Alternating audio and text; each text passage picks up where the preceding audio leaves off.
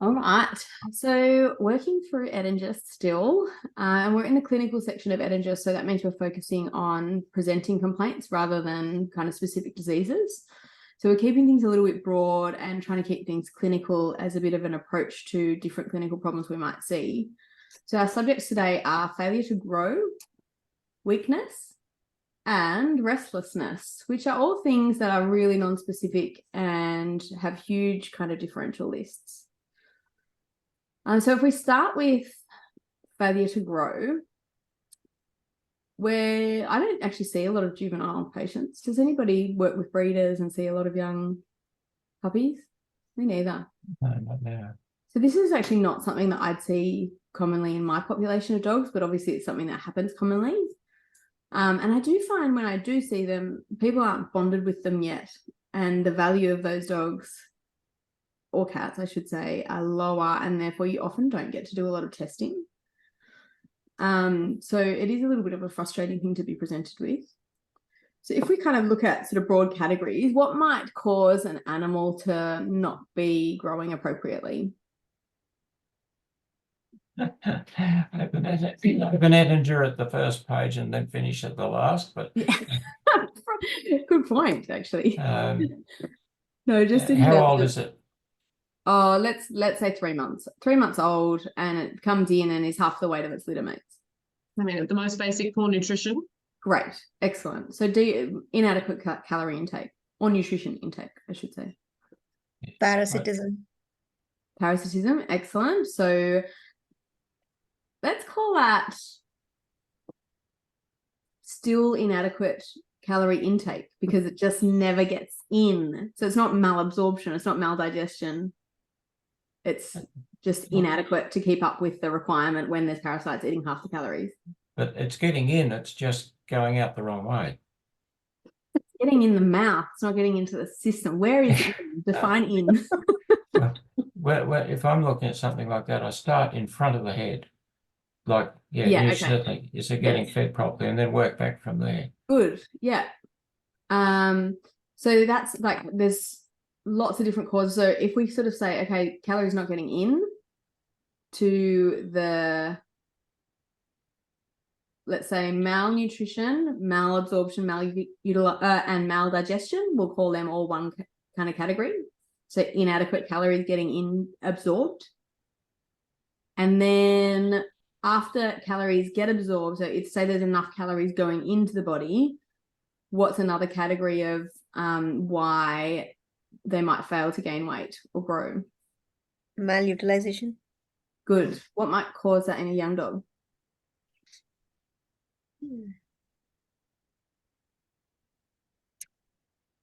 Would you have hepatic disease in that? Yeah, would you put a shunt in malutilization or malabsorption? Oh, that's such a good question. And realistically, a lot of the problems that cause this will have multiple different components to it, or be impacting different areas of calorie utilization. Good question. I'm going to say malutilization for shunt. Why don't shunt dogs grow? Oh, the nutrients are not getting absorbed because the liver, like, it's bypassing. Yeah, good. So poor. Like, they're not getting processed. They're getting absorbed through the intestine, I suppose, but then they're not getting kind of processed by the liver, so that they can be used. Yeah, excellent. And what actually is the endocrine, the main hormone that's associated with growth? Growth hormone? Yeah, exactly. Yeah. So how does growth hormone work?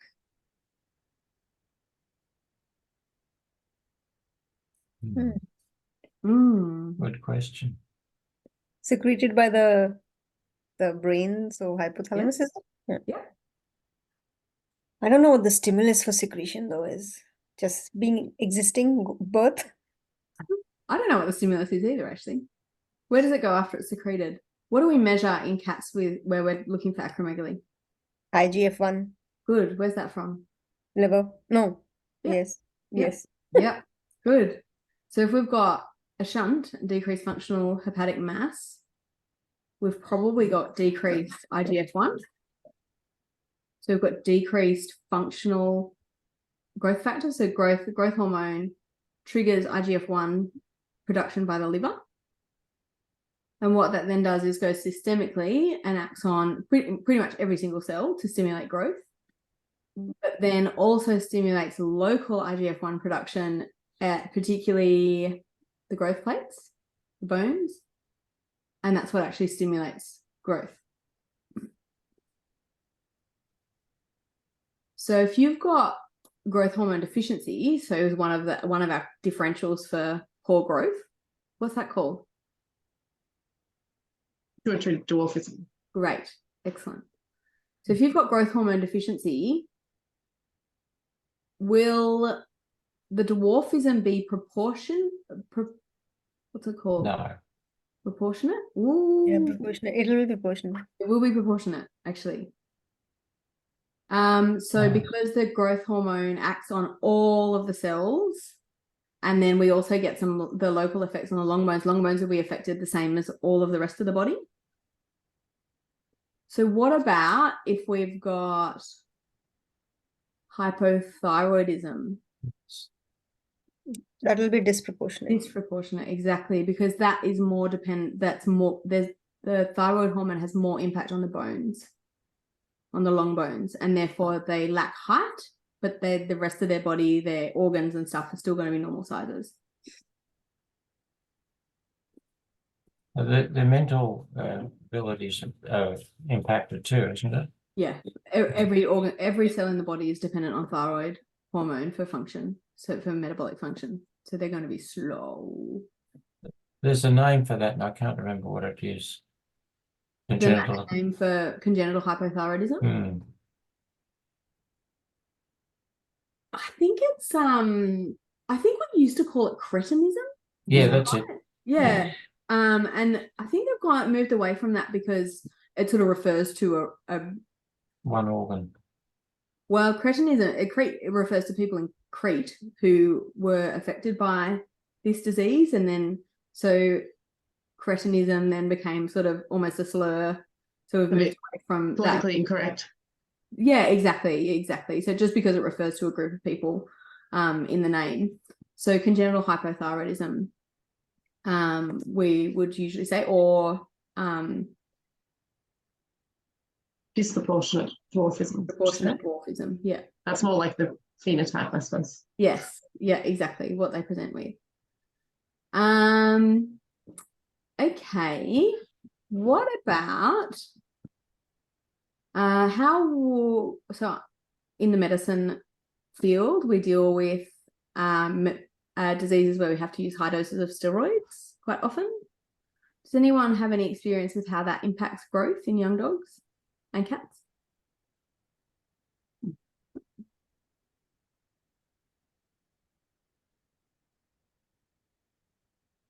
So my experience of this, and this is from Edinger as well, so it's not just my experience, but they're often small and they're often not thriving. They're poorly muscled, as you can imagine. They've got the pred side effects, and they're small, particularly if people have litter mates or are in touch with litter mates. They're often smaller than other dogs, and they do catch up eventually. But the cause of that is that catabolic effect that cortisone has on cells. So it just switches cells into a not a storage phase, into a kind of breakdown phase, particularly muscle cells. So they're less able to utilize nutrients as kind of growth and building, and they prioritize storing nutrients in an easy to use, readily accessible form in the liver. So what age group is that now? Like till what point are we saying? It's just while growth is occurring. So, I mean, those side effects of cortisone are present in all age groups. So we see muscle atrophy, or muscle catabolism, I should say, in all age groups. But in dogs that are actively growing, they're not only not going to grow, they're actually going to lose muscle mass a lot of the time. So it's very hard for the body to switch to a growth phase where that requires anabolic state, as opposed to where the cortisone is saying catabolic. all the time. Is that reversible when the steroids are stopped? Yeah, usually they grow to normal size. You've got to stop the steroids before the growth plates close though. So that would be the one sort of factor where they might not catch up. These growth plates close at different time points from memory for different bones. So like it could be as late as like big dogs, it's probably 12 months, 18 months. Yep. Yeah, exactly. Yep. So, and like you said, different bones, different rates. So you might get the vertebral growth plates closing a lot later. We still see them open in juvenile patients. And the pelvic ones as well, a lot later than the long bones. So long bones often close 6 to 9 months, depending on the breed.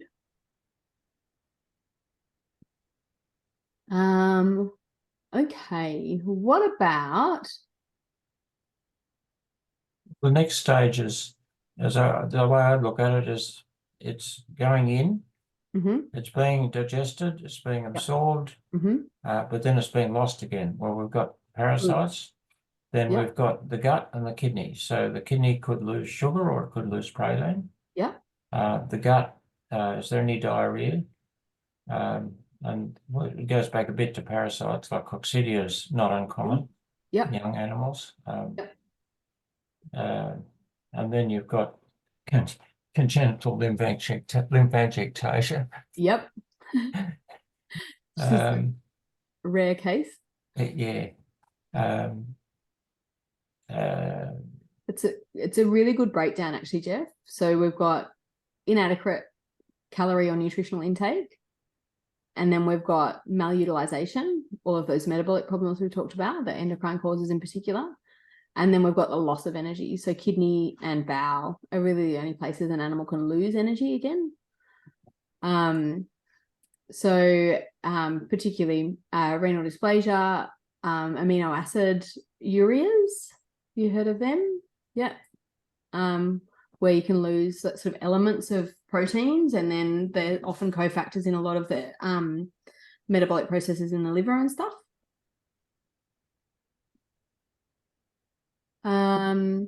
So let's talk about different ways in which a dog might not be able to get adequate nutrition. So first is poor diet, so unbalanced diet. What about if we sort of start at the tip of the nose and work our way down the gastrointestinal tract? What might stop absorption or intake of nutrition?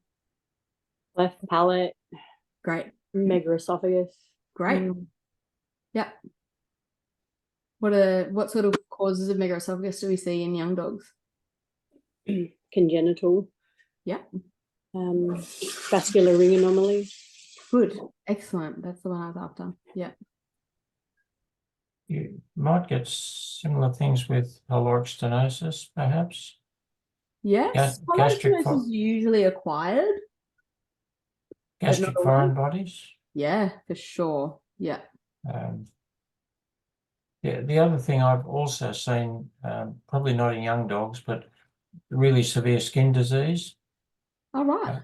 They'll lose weight, which is probably inadequate intake in a sense. But it irritates them so much they just lose weight.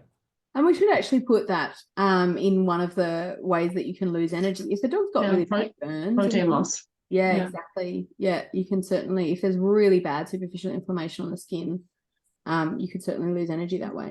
We wouldn't see it, but like puppies with really bad sarcoptes and then secondary pyoderma, and it can be pretty bad. Yeah, absolutely. Yeah, good point. So we covered megaesophagus, vascular ring anomalies. What about hiatal hernias? So we sometimes see them as congenital malformations, and they're quite spectacular when you see them. They've got this huge dilated esophagus, and usually like a bit of the stomach, you can like see it in the esophagus. And then, as Jeff said, gastric obstructions anywhere along the gastrointestinal tract. Congenital lymphangiectasia will stop you from absorbing nutrients. Would you expect to see inflammatory bowel disease in a dog, in a puppy? No, not this. No. No, it's usually acquired. It's usually later in life. But what causes of inflammation in the bowel might prevent absorption over a short period that we see commonly in puppies? Interception? Yeah, for sure. Yeah, interception is often a secondary problem, isn't it? Mm. Yes. So what's the primary problem that would be causing the inflammation in the bowel and then the Bowel. Gastroenteritis. Pardon. gastroenteritis? Exactly. Yeah. So what's the most common differential for the cause of gastroenteritis in a young dog? Parvo or Parvo. parasites. Yeah, infectious. I think that's broad categories. Sorry. Excuse me. Yeah, so broad category. In fact, I mean, puppies just haven't seen any of these bugs before, and they chew everything, they eat everything. So they're often socializing, they're often in groups. So very high incidence of infectious diseases. Often that's short term, often it's only a week, but that gastroenteritis, if a puppy doesn't have a lot in reserve, if the bowel is very inflamed and not absorbing, and we've got some nutrient loss as well because of diarrhea and vomiting or appetite loss, then that can cause quite sort of short-term failure to grow, potentially. What about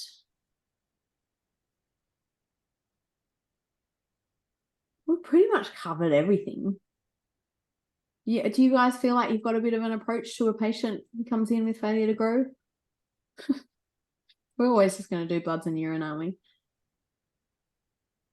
Yeah, I've The had over the years. mitochondrial. Sorry. Yeah, so what category would that fit under? Malutilization, I guess. Yeah. So what was it, Ron? Oh, like mitochondrial diseases. So mitochondrial diseases is such a huge category in humans. Like there's hundreds of different types of abnormalities of the mitochondria in humans. We don't have that much information in dogs, virtually none in cats. But what failure to grow will probably not be the only presenting complaint. What other things might you see? What cells have a very high energy requirement and mitochondria, therefore mitochondrial workload? Brain. Brain, yeah. GI, bone marrow, skin. One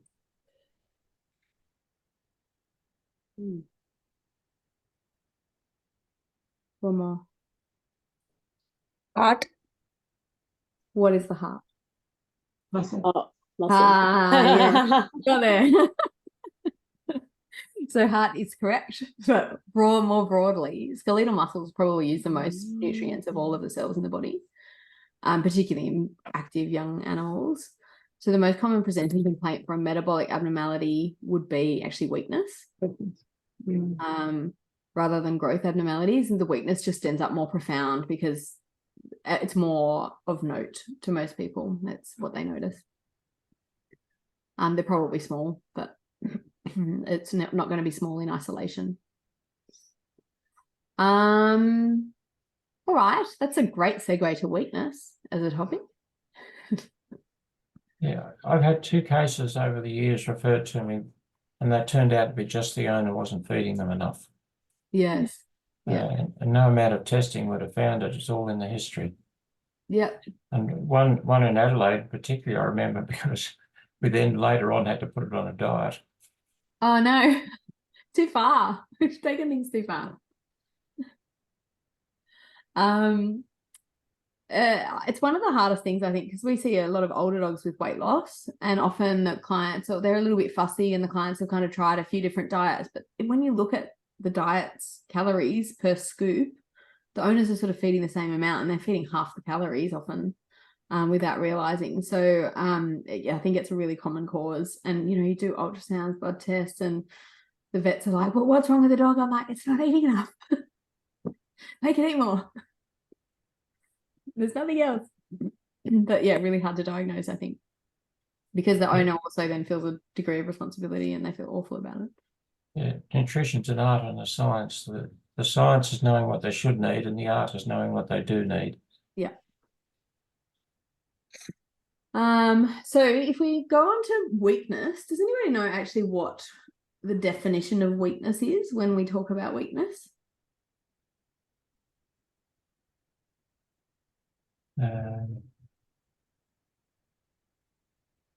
Is malaise and weakness the same, or is that different? No. So sort of lethargy Mm. would be the most equivalent to malaise. Right. Yeah. That's less motivation to exercise. So it's laziness.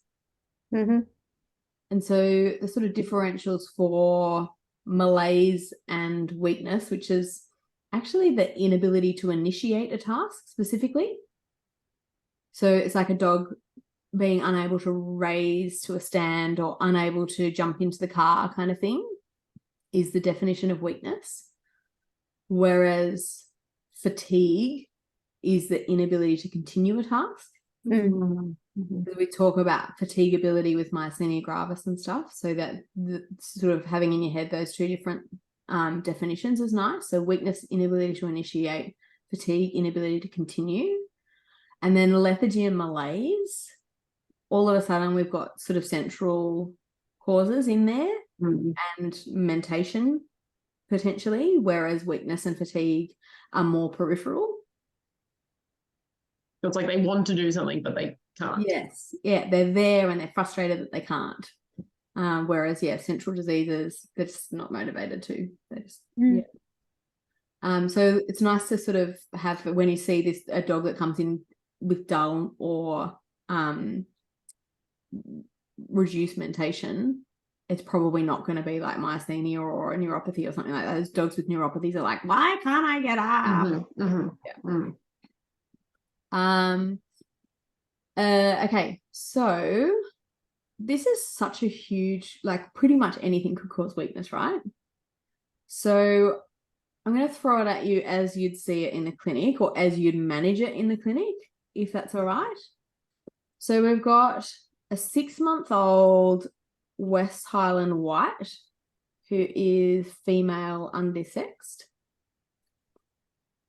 And she presents to you with difficulty standing. So she can get to a stand. When you help her, she can maintain a standing position, but she can't push herself up to stand. And she's had blood tests done already. And on those blood tests, what are you looking for to make sure to rule out a metabolic cause of this weakness? Like firstly, potassium, just to make sure, because that's a big Perfect. Good. one. Yep. Bless you. So potassium. We'll look at calcium too. Calcium too, for sure. Absolutely. Would you look for like T4? But though obviously you can't really diagnose hypo T just based on a T4, but at least the initial Use it as screening. a screening test, because we're not looking really for hyperthyroidism, we're looking for hypo. So a normal T4 is quite helpful. Rules it out sort of. Yeah. So thyroid, good. So we've got potassium, calcium, thyroid hormone. Would you look for anemia? Because like anemia will cause weakness. Excellent. Yeah, for sure. Yeah. Good. Anything else on our CBC maybe? That's an interesting approach. My idea is more you do a complete blood screen and urine screen and deal with what you find. But it is, I think it's in the absence of being able to go through 40 cases and make sure that you know each of the problems. I want to know that you know what you're looking for on the bloods. Like it's notable that the potassium is normal in this dog.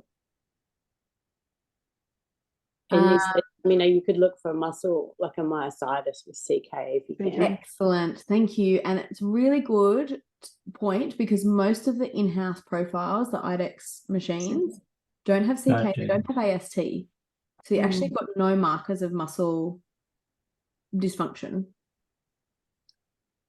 What else on your CBC might you look at?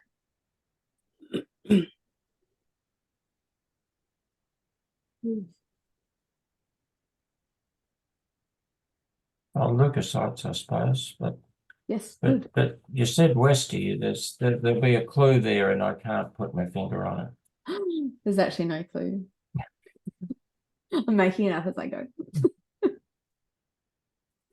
But don't look for the answer, just go through the process. So leukocytes are a really good point. So how might a inflammatory leukogram be related to a presenting sign of weakness?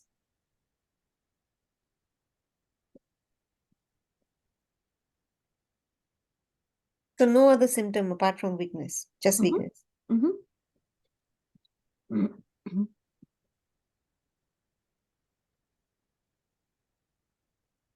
Ah, no. No.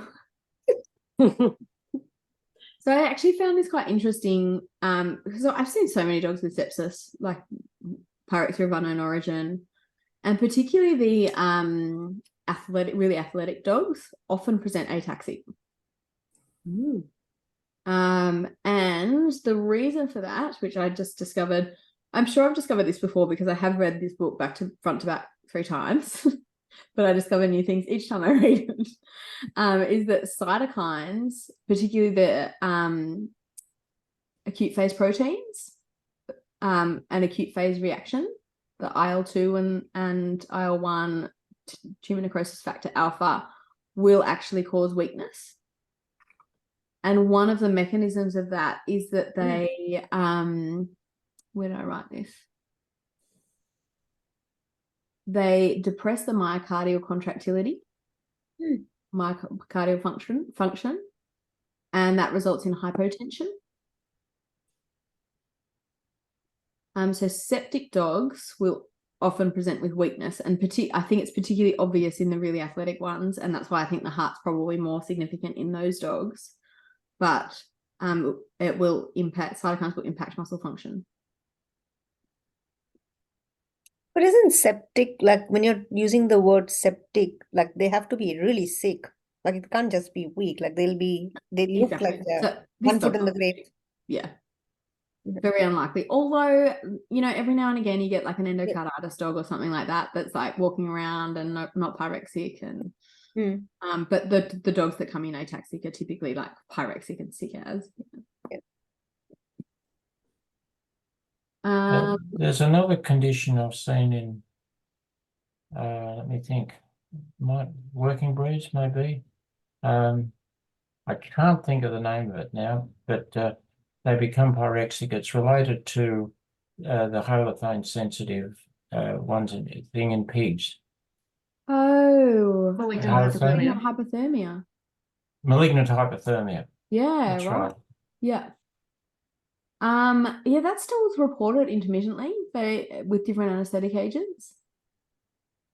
Yeah, some dogs, I think, and in people, it's caffeine. There's another. Is it? Yeah, contributing factor or precipitating factor. Yeah, right. Interesting. But the one I saw it in was a student's dog in Wagga, and there was no question of an anaesthetic induced thing. But, it was under anaesthetic, was it? No. Oh, it was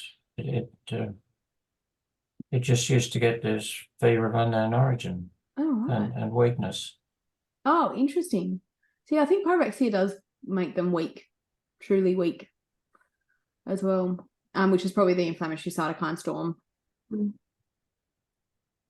Okay, what so say this dog on its blood tests had like a creatinine of 700, a urea of 45, and an anemia of like 27. You need to know the urine specific gravity. Yeah, it's 10-10. Isostonuric. So it's renal probably. Yep. So how's that going to cause weakness? I mean, that level of creatinine, you have so many toxin buildup. Like it's really crisis, I would say. Yeah, absolutely. So there's a couple of metabolic causes of weakness that we should just have on our list. So kidney and liver, basically. But they're so multifactorial that they don't fit into any one of those nice categories. Like we're probably going to have some acid-base arrangements in this dog. but that's not going to show up on your routine blood panel necessarily, but obviously your kidneys will, and then you go down that route. So just have in the back of your head, dog presents for weakness, put kidney and liver on there, even though they don't necessarily fit into the hyperkalemia kind of categories. What about, so we've talked about on our biochem, we talked about some electrolytes. There's one other big value on there that I'd be looking at if a dog presented to weak, a puppy in particular, presented with weakness to me.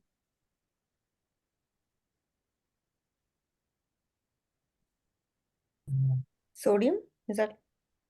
Sodium, well, the one I'm thinking of is not an electrolyte, but we should have talked about sodium. That's a good one. But wouldn't sodium cause more mental, like mental status change, more so than just weakness, right? Yeah, so weakness isn't going to be the presenting complaint in isolation. Yeah.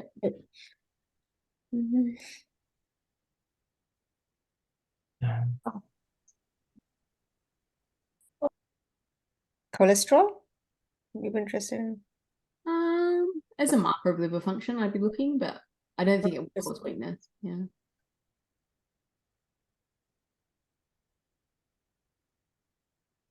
You want to give us a clue? You know it. It will be low in some Addisonian dogs. It will be low in puppies that have been starved. Albumin.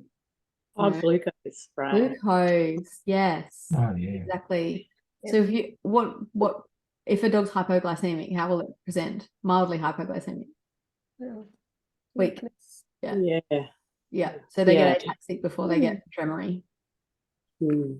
So that's a good one to you'd look at it obviously if you were in clinic, but it's just if you're thinking about sitting exams, it's nice to have checklists.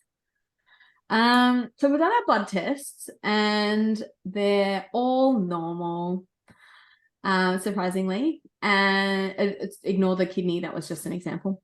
They're actually all normal. And so we've ruled out most of our metabolic electrolyte derangement, acid-base derangement, inflammatory causes. We don't have anemia. We don't have an endocrinopathy. What differentials do we have remaining on our list? Is this weakness episodic or is this constant? Like that would be the next thing. No? Good. Yeah. So it's constant, but it's fairly acute. It's only been present for the last 3 days. Toxicity. Great. Yeah. Yeah. What sort of toxicities might cause weakness specifically? Tick, toad, snake. Yeah. There's not many snakes that won't cause any other changes. I'd expect something. As long as you've checked your CK and AST, I'd probably take snake off the list. But yes, definitely as a kind of consideration. And with the history, because you're saying 3, did you say 3 days? Or 3 did I days, pick that up? You did say, because if you're, even with take, if you're thinking 3 days and if the animal's becoming clinical, you should see progression a lot rapid. It wouldn't just linger, like just once you start getting clinical, it has to be a lot more rapid. Agree. Yeah. The progression. And toxicities typically they're bad for a day and then they get better, or they're bad and getting worse. Kind of thing. Like it's not just like that. So definitely toxic on the list, but it's probably not like the highest on for this dog.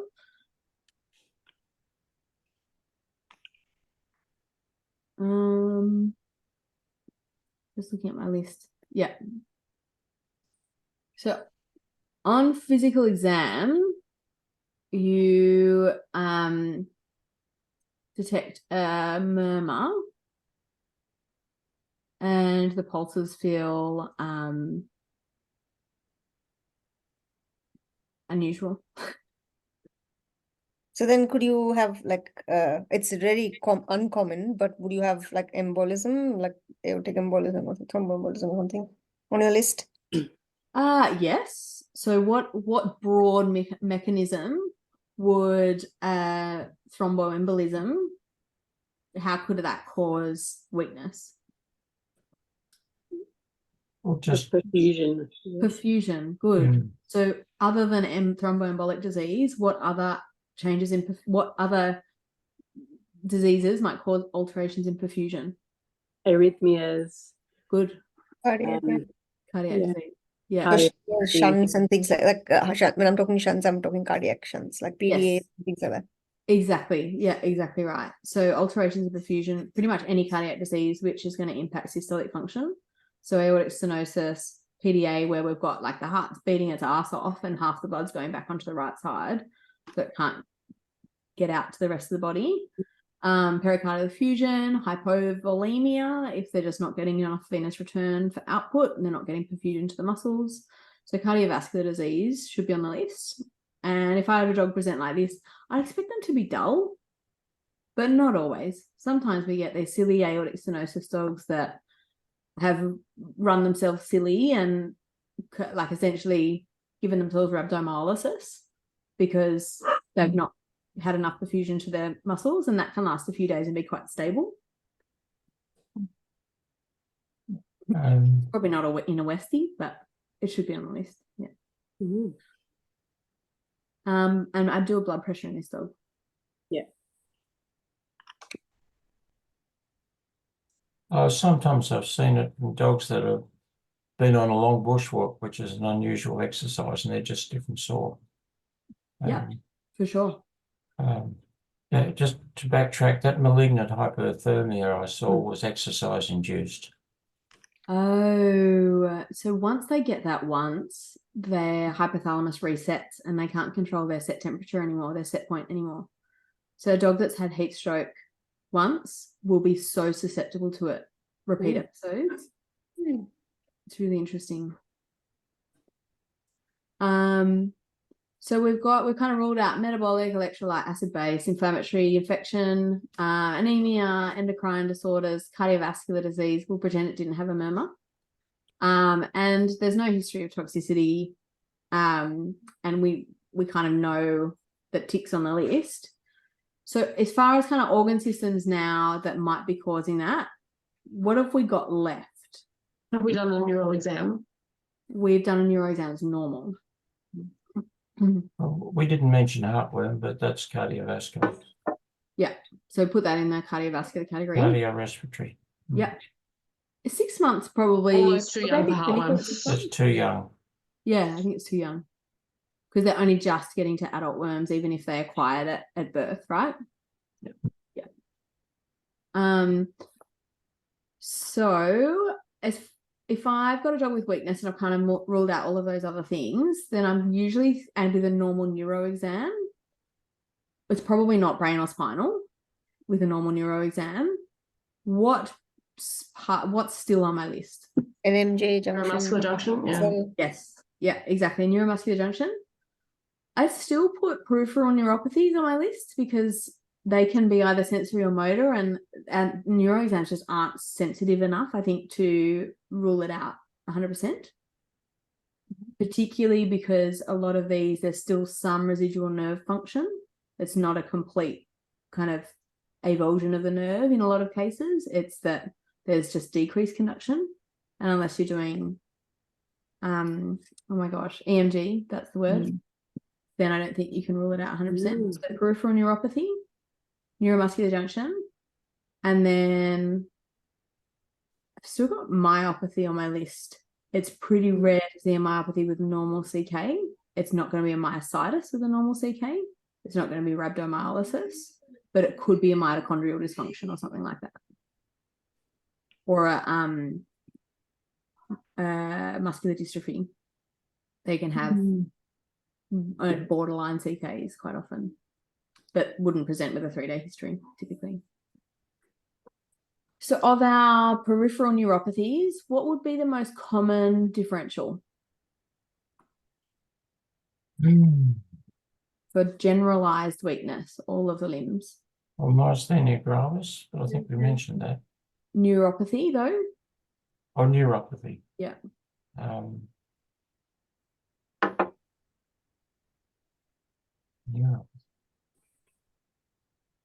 Well, hypothyroidism, but we've been through the hormones. Yeah, T4 is normal, but yes, but not 3-day history though.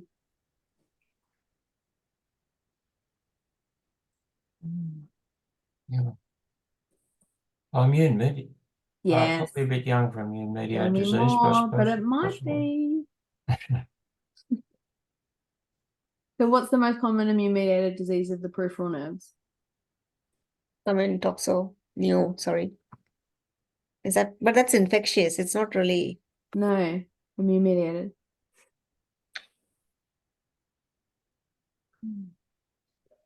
Come on. Affects the motor nerves, not the sensory nerves. Is called Guillain-Barré disease in humans. Oh, yeah. What am I talking about?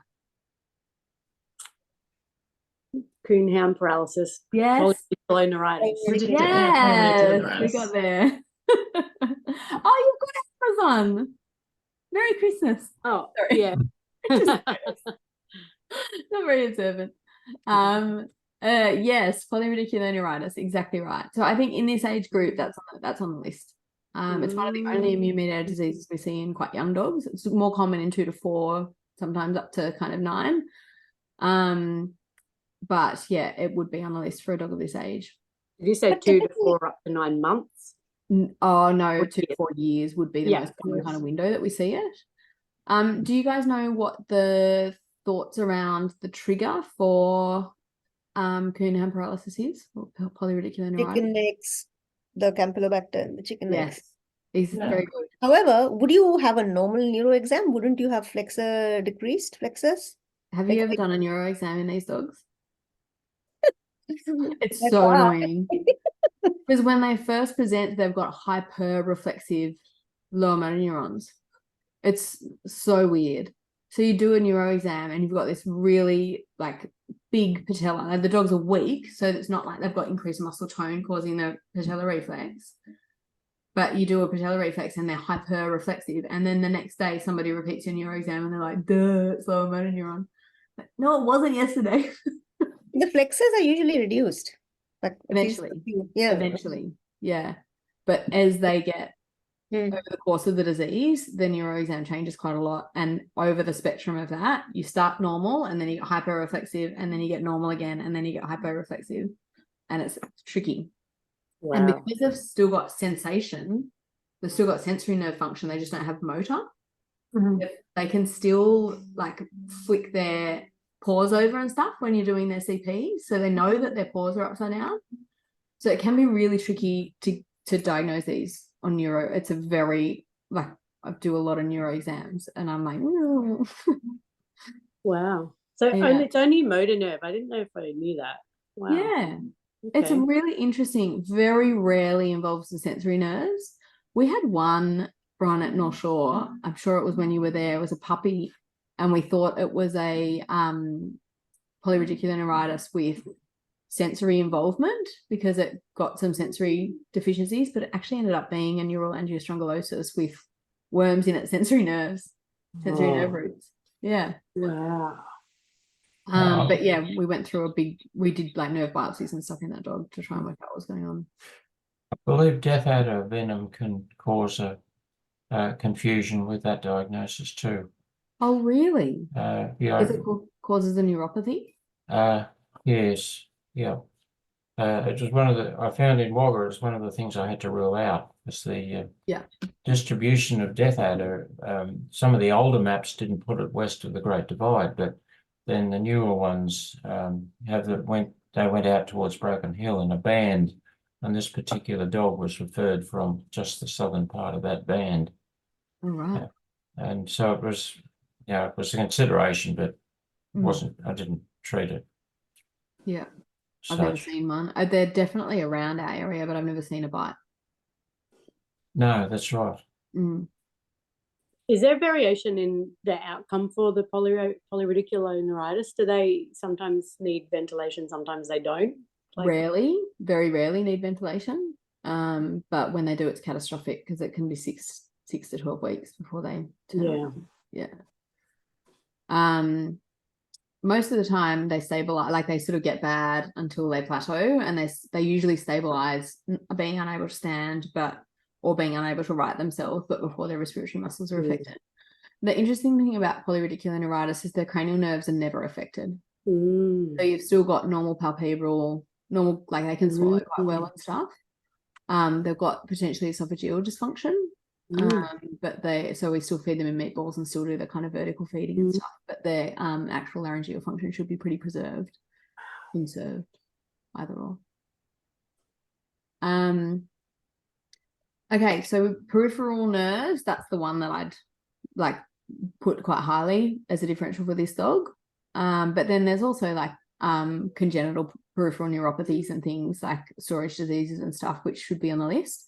Would be weird to not have a longer history, to have quite an acute presentation. So then neuromuscular junctionopathies, Jeff, you said one earlier. Myasthenia gravis. Yes, yeah, that would be most likely in this age group. Organophosphate poisoning. Good, yeah. We said tick as well. Should still be on the list. I'd clip this dog for sure.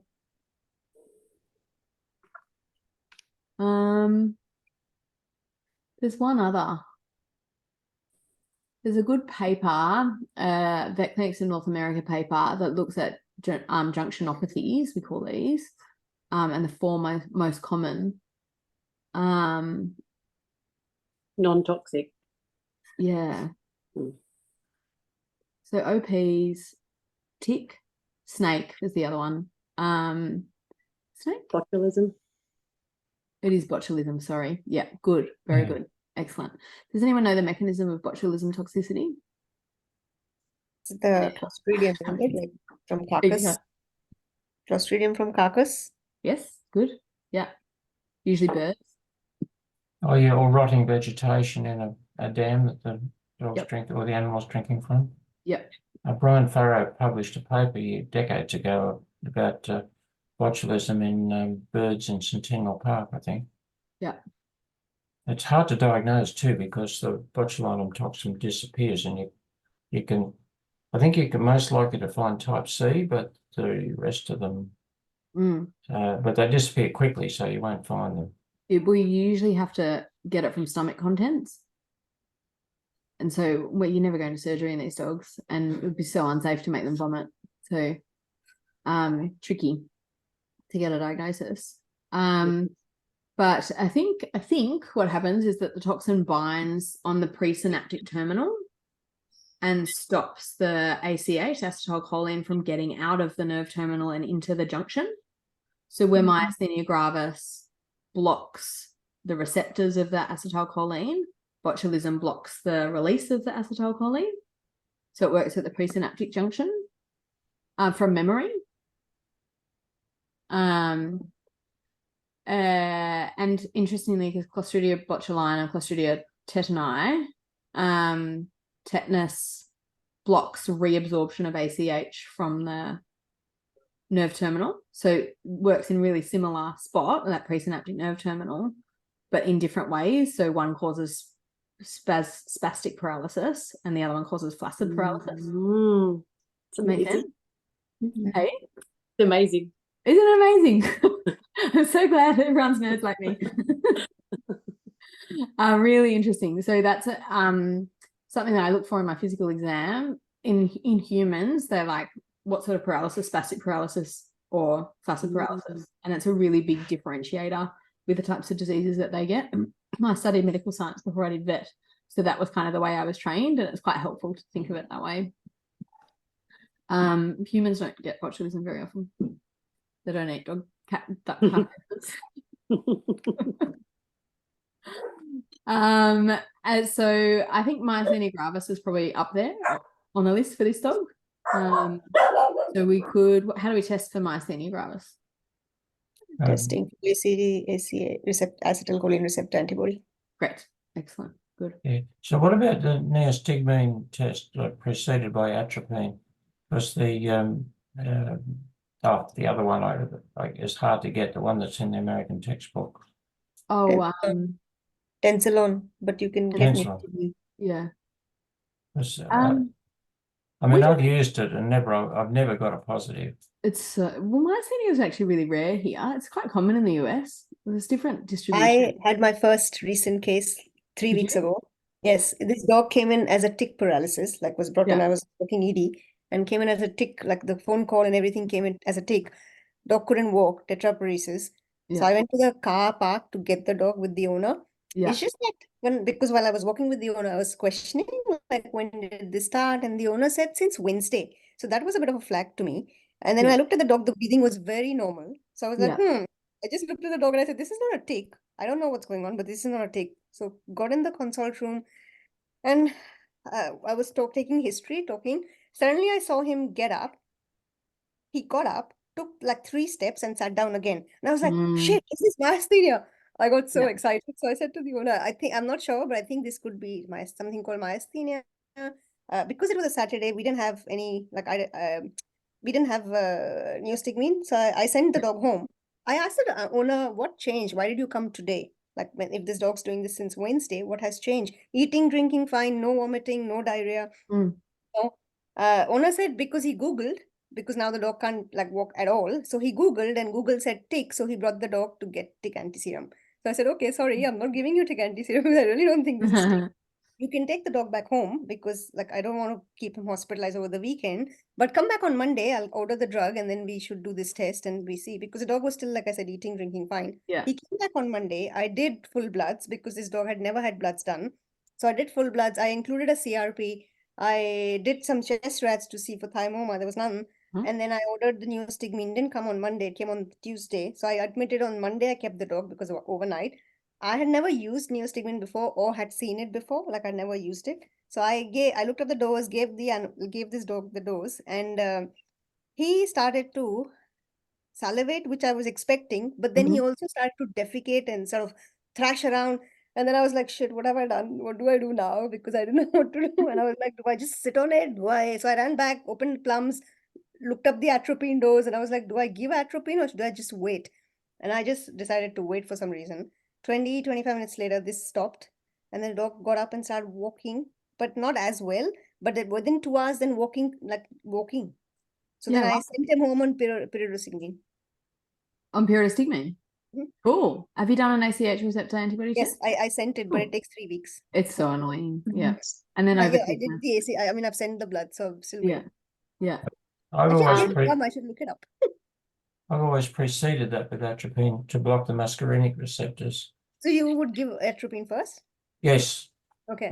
That's Richard Lacuta has got is the one that came up with the dose, and I just follow that. But as I said, I've never got a positive, and there's 2 reasons for that: poor sensitivity, or it hasn't got it anyway.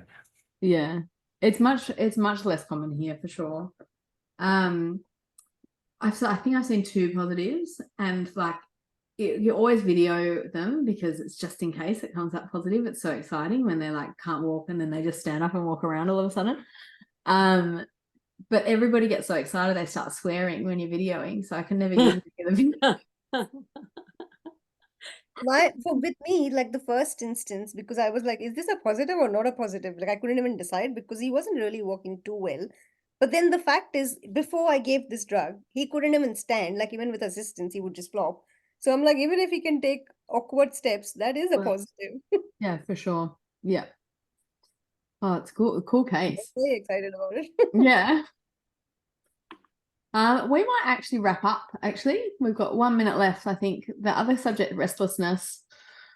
I think we've all kind of dealt with those animals that just present not settling at night. And I think probably most common things are going to be cognitive dysfunction, endocrinopathies. I think particularly with Cushing's, I think they have trouble. I get a lot of symptoms of cognitive dysfunction with Cushing's, and then they get up to wee and then they can't settle again. Pain is a big one. Yeah, it's always a neck disc or a sore neck for me in our population. Restlessness. Yeah. And then the other thing that I put on your differential list, which actually isn't talked about in Edinger, is hypertension. I think that's a headache. Yeah, right. So particularly cats, if they're sort of pacing at night and they're not hypothyroid, it's worth just checking the blood pressure. Nice. And other than that, just medications and stuff like that. And at what dose of contrast do you put into the popliteal lymph node? I need to look it up. Can I email you? Sorry? Can I email you? I need to look Yeah, it that'd up. be great. Thanks. Yeah. I'll find the protocol because it's called contrast lymphangiography, I think. Yeah. Is that different to sentinel mapping? To what? Oh, no, same thing. Sentinel is mapping like- is because sometimes you do it inject for, the like, stuff into the tumors. tumor. Yeah, you do it for the tumors to figure out which lymph node will take it up. Oh, that's cool. Yes. So no, because you're just like mapping the system rather than a tumor where the tumor drains to. But yeah, it's just Same concept. geography. It's all same thing. Yeah. You'd need to use a higher dose because you're trying to map the entire lymphatic system for lymphangiography, I would say. But yeah, it's cool. I think they also put a dye in with it too, so the surgeon can find the blue the things. lymph node. That's cool. Yeah. Yeah. Probably like methylene blue. Because the draining lymph node isn't always the one you think it is. Apparently. We did a cool case where we were trying to look for it's a big renal cyst, and we were doing ethanol ablation. We didn't want to put ethanol in if there was any communication with the ureter. So we drained the cyst and injected methylene blue in it and then sat and watched the urine bag to see if it went blue. It was pretty fun. It wasn't connected. All right, I'm gonna wrap up. Nice to see you guys. Merry Christmas. Merry Christmas, everybody. Have a good holiday. Yeah, I hope everybody enjoys their time off. And we aren't going to be back until the 9th of Feb. So just keep an ay out for the emails and dates and stuff. And we're talking about body odors to welcome everybody back. I did not know that was a chapter. It's a good one. Really don't. It's my favorite. All right. See you guys soon. Thanks, everyone. Thanks, Bye. Hannah. Merry Christmas. Bye. See you. Bye.